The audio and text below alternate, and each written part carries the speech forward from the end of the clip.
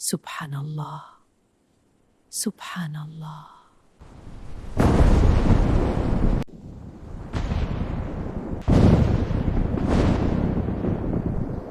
दादी, लगता है बारिश आने वाली है। हाँ बेटी, लग तो रहा है। दादी, मौसम तो बहुत खराब हो गया है, आज तो हमने बाजार जाना था। तुम्हारे दादा उठते हैं, तू पूछती हो अब क्या करना है। चलो मैं जल्दी से सहरी बना लेती हूँ बेटी, तुम बाहर से चीजें उठा लो। जी दादी।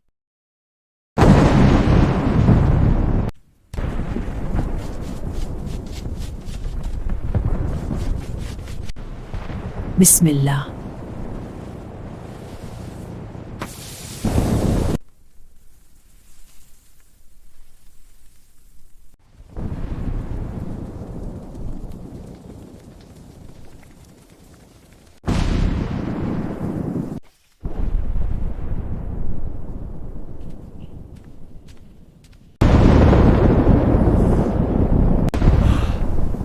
बारिश आ गई है जी।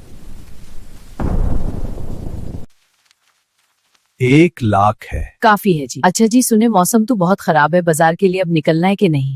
जी जी जाना है, 30 मिनट तक ट्रेन आ जाएगी। अगर आज ट्रेन निकल गई तो हफ्ते बाद आएगी। हाँ जी चलते हैं, आज ही गांव के लोगों के लिए भी ईद के कपड़े लेने हैं, यतीम बच्चों के लिए भी। जी बिल्कुल सही।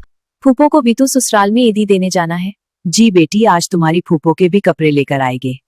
कल चलते फिर बेटी के ससुराल ईदी देने। जी दादा, बहुत मजा आएगा, मैं अपनी कजन से भी मिलूंगी। जल्दी लस्सी डालो जी बोतल में, और छतरी भी ले आए बाहर से। अच्छा जी। ग्लोरिया बेटी, तुम भी जल्दी से टिफिन बंद करो। कि दादी। आ जाओ जी, चले।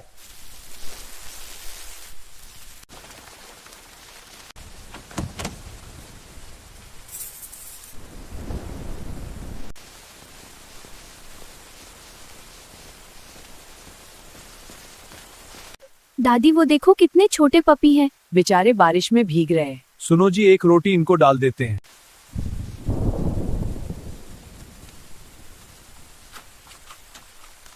दादाजी, और कितनी दूर है स्टेशन? मैं थक गई हूँ।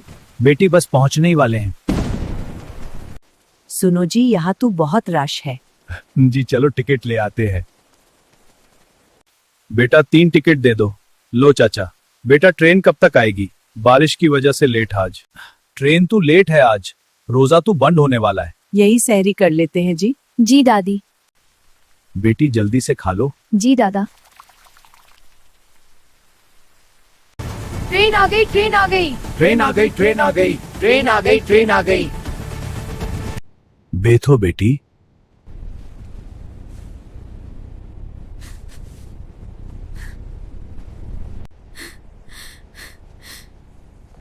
क्या हुआ बेटी, क्यों रो रही हो तुम दोनों? बताओ बेटी, क्या बात है? स्टेशन पे बहुत रश था, किसी ने हमारे पैसे निकाल लिए। कोई बात नहीं बेटी, रोटे नहीं, पैसे तो आने जाने वाली चीज है। अम्मा, आप नहीं जानती, मैं बहुत मजबूर हूँ। क्या बात है बेटी, खुल के बताओ, क्या मजबूरी है मेरी बेटी की? अम्मा क्या बताओ। मुझे आज भी वो दिन याद है जब हमारी जिंदगी खुशियों से भरी हुई थी।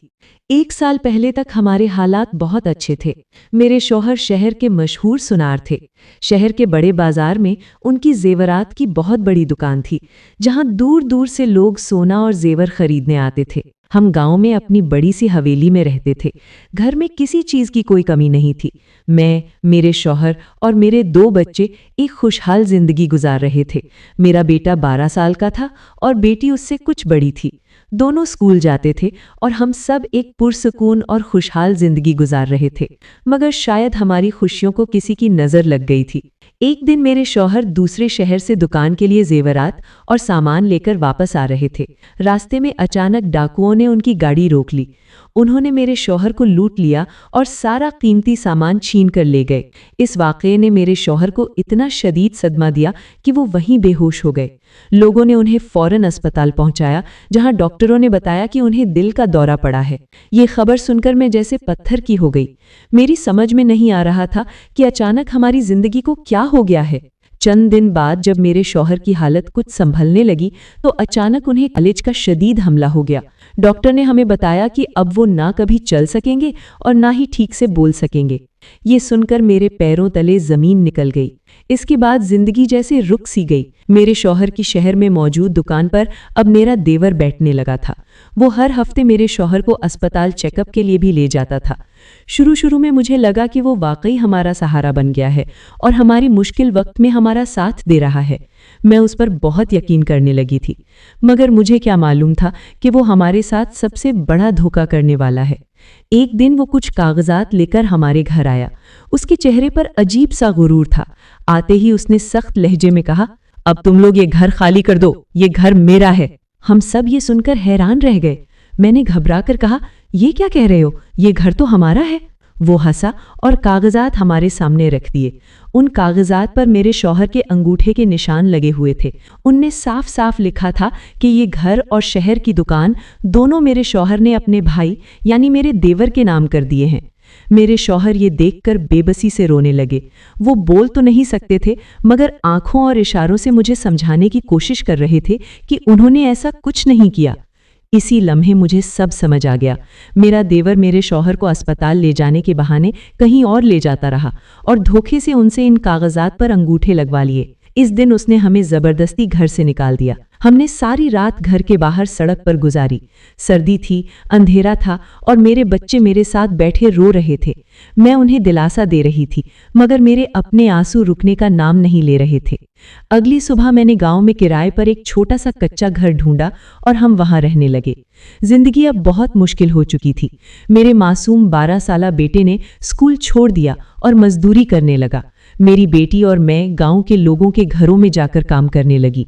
हम दिन भर मेहनत करते और उसी से किसी तरह शौहर की दवा और एक वक्त की रोटी का इंतजाम हो पाता। वक्त इसी तरह गुजरता रहा। कुछ महीने पहले मेरी बेटी के लिए एक अच्छा रिश्ता आया। मैंने सोचा शायद अल्लाह ने उसके लिए कोई आसानी लिख दी है। अगर उसकी शादी हो जाएगी तो कम से कम उसे लोगों के घरों में जाकर काम तो नहीं करना पड़ेगा। आज इफ्तारी के बाद उसका निकाह है, मगर उसके पास पहनने के लिए सिर्फ 2 पुराने सूट हैं जो अब बहुत बोसीदा हो चुके हैं। आज जब मैं काम पर गई तो बाजियों ने मुझे कुछ पैसे दे दिए।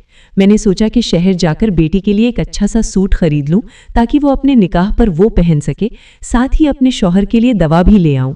जब मैं स्टेशन पहुंची तो किसी ने मेरे पैसे निकाल लिए। मुझे पता ही नहीं चला कि कब मेरी जेब खाली हो गई।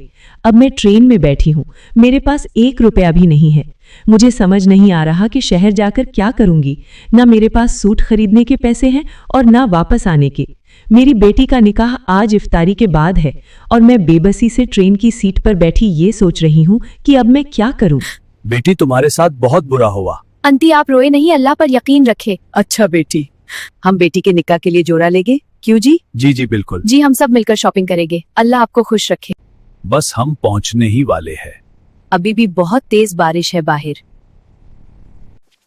आ जाओ जी, पहले बेटी के निकाह के लिए जोड़ा ले लेते हैं।